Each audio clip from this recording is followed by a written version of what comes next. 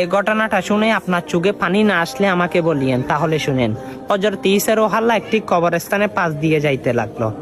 দেখে ঈসা রুহুল্লাহ আল্লাহর হুকুমে একজন মৃত ব্যক্তিকে জীবিত করলো। জীবিত করে তাকে জিজ্ঞাসা করে, হে ব্যক্তি, তুমি কবরে তোমার অবস্থান কেমন ছিল, তোমার হিসাব নিকাশ কেমন ছিল? তখন ব্যক্তিটি কাঁদতে কাঁদতে বললো, হে আল্লাহর নবী, আমি একটি দাঁত কিলাল করেছি, একটা চুটে কাটের জন্য হিসাব দিতে দিতে আজকে 40 বছর আমার কবরের আযাব হচ্ছে, সেটার হিসাব আমি আল্লাহকে বুঝিয়ে দিতে পারি নাই।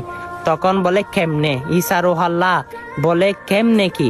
তখন ওই ব্যক্তিটি বলে, আমি একজন কাঠুরে এবং আমি মানুষের কাজ করতাম এবং একজন মানুষ আমাকে বহন করার জন্য কতগুলো কাঠ কিনে দিয়েছিল।